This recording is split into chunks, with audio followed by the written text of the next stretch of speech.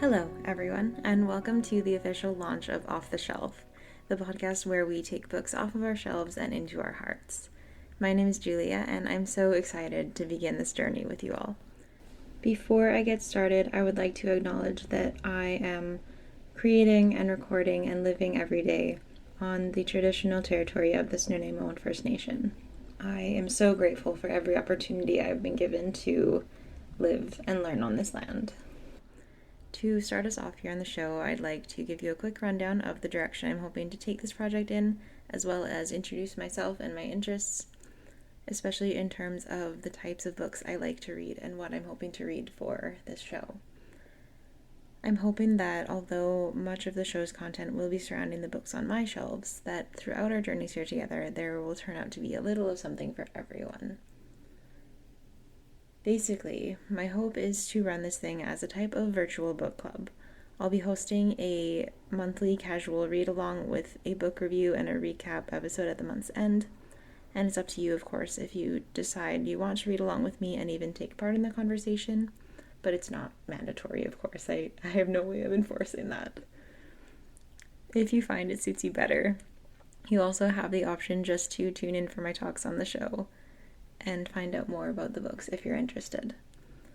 That being said, I would also love for the space to become a place just to talk about books in general. Not only what we read, but why we read. And I hope that in the process, month by month, we realize just how many answers to that question there really are. With all that in mind, I'm very excited to announce that the read-along book of the month I've chosen for July is Satellite Love by Genki Ferguson. I will make this announcement as well on the new Instagram I've created for the show, which you can follow at offtheshelf_bookpod, where I'll be posting updates, announcements, as well as just little snippets of my reading experience throughout the month. To give you a little taste of what to expect from the book without being too specific, the Penguin Random House website gives this short description. Quote, "Set in 1999 Japan, Satellite Love is a heartbreaking and beautifully unconventional debut novel about a girl, a boy, and a satellite, and a bittersweet meditation on loneliness, alienation, and what it means to be human." Unquote. The book mainly follows the perspective of Anna, a 16-year-old girl who struggles socially with belonging and identity. She looks to the sky for refuge, where one night she sees a satellite and imagines it to be looking back at her. A very romantic and very relatable kind of a notion, I think, for someone who really doesn't know where she belongs in the world. The book is a study in loneliness, social alienation, and the strength of each, the human imagination, belief, and the desire for connection. It was longlisted for Canada Reads and named a finalist for the Kobo Emerging Writers Prize for Literary Fiction. It's received multiple other titles and made it onto several recommendations lists, and all this in just over a year since its initial release in March of 2021 as Genki Ferguson's debut novel. I have to be quite honest and admit that, relatively speaking, it has been sitting on my shelf a lot shorter of a time than some of the other books I own, those that are gathering dust. But I'm very, very excited to dig into and indulge in this one with everyone listening, and hopefully even contribute to some of the hype surrounding it, because judging by the reviews and the titles, it obviously has something going for it. It really deserves those things. Throughout this month, if you also decide to give the book a shot, then feel free to drop me a message. I'd love to hear where you're at with it, and I'm happy to take requests on what aspects to focus on for my final talk, or share any thoughts you feel comfortable with here on the show. The next time we come together mid-month, I'll be sharing a short biography on Genki Ferguson himself, as well as his writing process, based on the small amount of information about him there is out there, to give you a little bit of understanding of where he's coming from and where his words and his story are coming from. Lastly, for today's introduction to the book, I just want to disclose that there are a few content and trigger warnings for the novel. namely that it does deal with a lot of issues surrounding and stemming from childhood trauma and neglect, as well as heavy themes of mental illness, including depression and suicide. It's a bit of an unexpectedly heavy read, and so I wanted to mention these in case any of these topics are sensitive for you. Moving along from Satellite Love for now, today I just want to set the stage for us a little bit. I know I've already introduced my intention here on the show, but before I feel we can jump right in, I think it might be a good idea for me to talk a little bit about where I'm coming from and where I'm at with books, especially in terms of what I read and why. I really do want this space to be more than just me talking at myself at a screen, at a microphone, about books, because I can do that. I absolutely can. But to know that there's someone else on the other side listening and maybe taking in those things and actually having those words have an impact on them is kind of where I'm at. That's where I'd like to be. So I hope that my sharing my own thoughts and feelings and interests will encourage you to do the same and to help us all foster a little greater sense of community in this little book-loving bubble. Reading isn't, or I don't think it has to be, a solitary thing that we do just to pass the time. To me, one of the only things better than finding a book you really, really love is sharing it with another person and having them really, really love it too. I think that connection is really at the heart of what we read and why we read and why we like to share the things we read with other people we care about. It gives us the opportunity to share little pieces of ourselves with other people without using words, and there's something about that to me that's so special. I want to lead this discussion with a question to keep in mind, and that question is, who reads what? Who can or who should read what stories? Personally, I don't think the answer is as complicated as we sometimes make it. We can and should read what we want, because truthfully, what do we have to prove by reading only what has supposedly been marketed toward our demographic? Why would we want to only read the books which make us feel things we'd feel anyway? If one of our goals through reading is to learn, then why would we confine ourselves to the books which tell us the things we already know? We should test the boundaries of what we think we can or should enjoy, because the only way to know the real limits of those boundaries is to try. Honestly, I think the same goes when we look at the stories we grew up with, those we've grown out of, or we think we've grown out of. It feels like sometimes we're constantly trying to move away from the person we were yesterday, and in a lot of areas, it only puts limitations on what we allow ourselves to enjoy. It's okay to change, and it's okay to learn and to grow, and even to outgrow some of the things that, as kids, we swore we'd never grow out of or grow tired of. What I don't think is quite as needed or necessary is the idea of letting go of the stories that shaped us into the people we are today just because we feel like we're too old or too mature or too advanced to see any value in those stories anymore. It's okay to see them differently, to have a changed opinion or perspective on them, and even to realize that they aren't as good as we once thought they were, and especially that they aren't as perfect as we once thought they were. But in my opinion, what isn't quite as useful or as necessary is feeling ashamed or embarrassed that they ever impacted us at all. It isn't useful or productive at all to ignore the fact that those stories ever impacted us. It keeps us from understanding how far we've come. There's a reason we loved those stories, and there's also a reason why many of them continue to be loved by other children or by other people. Kids who are in the same stage of life that we were when we loved them. Maybe it's a product of my working mostly with books specifically geared towards kids, but I think there's something sort of magical about the fact that I can remember, by just seeing the cover of a book I read and loved as a kid, exactly how much those stories meant to me. That means something. If even one kid opens up that book and feels the same thing that I did, then that means something about how much power there is in stories.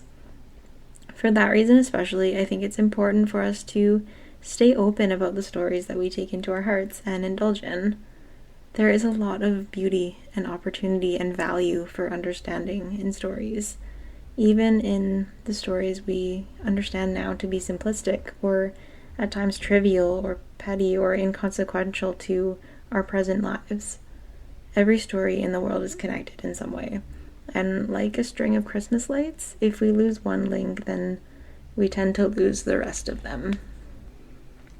So, to answer the question of what types of books I'm hoping to share the experience of reading for this show, it's not straightforward. One of my biggest goals in running this thing is to read more, to learn from what I read, and hopefully to inspire others to do the same. There is so much we miss from just reading the words, from not thinking about what we're reading, from not thinking about why it is the author needed to tell that story. This is honestly one of my biggest takeaways from my entire degree, is realizing that reading isn't just about reading, it's about realizing how much we put into our art. Part of reaching this goal means sharing with you myself and attracting a community of book lovers, regardless of age or interest, to a space where we read together because we want to understand why the same book can mean so many different things to different people. The last thing I would want to do is to read all within one genre or one age demographic. For one, because that isn't truthful to the way I read in the first place, and secondly, because again, it isn't a way to learn. We might miss out on so much, so many opportunities for connection and empathy for other people's experiences by confining our reading interests to the books that tell us what we already know, those which we can fit ourselves right into without even trying. That kind of comfort in a book isn't necessarily a bad thing, but it doesn't ask that much of us. And if it is all we read, then it doesn't do that much for us either. It doesn't have the same effect on us as do the stories that demand we pay attention to others outside of ourselves. Those stories that inspire our respect for things that the other people go through, even when those experiences are things that we have no personal understanding of.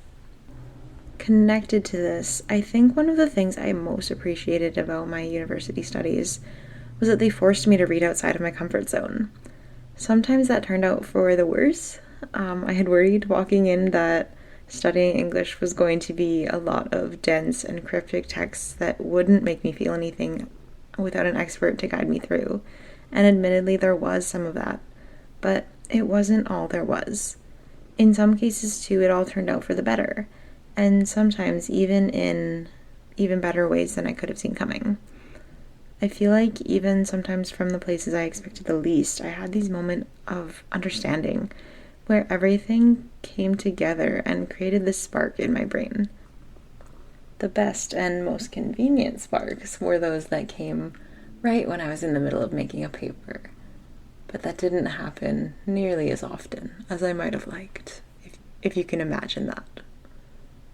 I would still hesitate to say that the so-called classics of the English canon are useless to us or are just too old to mean anything anymore, because their stories and their why have the same opportunity for value and importance that any of the stories of the present have.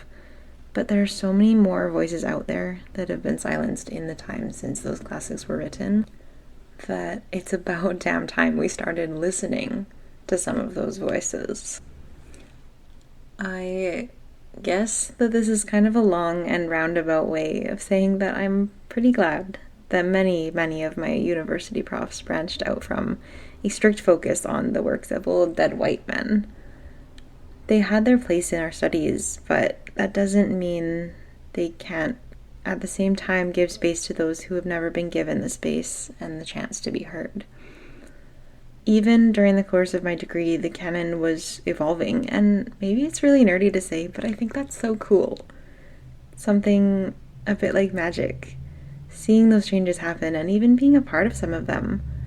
a part of something bigger and more enduring, like the evolution of a culture. If we look back through certain periods in history and we look at the art and the culture of that time, there are often particular identifiers or characteristics that stand out as distinctively of that era. It makes me wonder, in 100 or 200 years, what will our art and our culture and literature and other pieces of us have to say about us and the way we lived?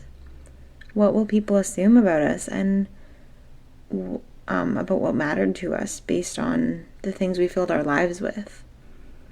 Would we like what those things seem to say? Do we as individuals have any real power to change that if we don't like it? I don't have the answers to any of these questions. I don't know if any of us do.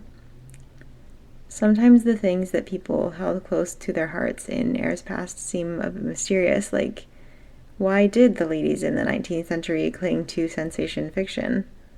What is it about Anne Radcliffe's very specific brand of the Gothic, the paranormal mystery thriller where you think everything is a little more strange than it actually turns out to be, that carried itself through the years to come and found its echoes in Scooby-Doo mysteries? Weirdly, I feel like trying to figure out the trends of the present isn't that much different. Like, I can't explain to parents in my store what it is about the Wings of Fire books, or Pete the Cat, or even Poppets, for God's sake, like fidget toys that kids just can't get enough of.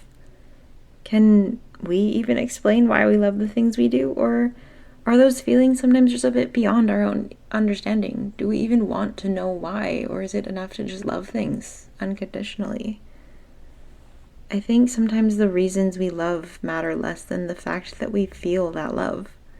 Those things are just what we need at any given time. And taking it on as a mystery to be solved takes away from a bit of that magic. I think that not everything has to have an answer all the time. And maybe we're sometimes better off without that answer if we just let our feelings be without explanation or reason. So, with all of that being said, all of that behind us, I hope that the books I choose to read for this show are something that interests you, and I'm also open to suggestions and requests and recommendations. I believe that if you've joined me this far, then I can't be the only person who gets excited to talk about books, about the prospect of discovering new or hidden pieces of life through other people's words. I hope that for all of us, the stories we explore become something that means something to us and that stay in our hearts. I know that not every book hits the mark for every person, and I'm prepared to meet that in myself in working on this project. I think for all of us to keep an open mind is our best chance at making this the best it can possibly be. And I'm very excited for y'all to join me in doing just that. So, thank you so much for joining me today, for listening, and I hope that I will see you again soon here on Off the Shelf, the book podcast where we take books off the shelf and bring them into our little hearts. Thank you so much. Take good care until next time, and happy reading.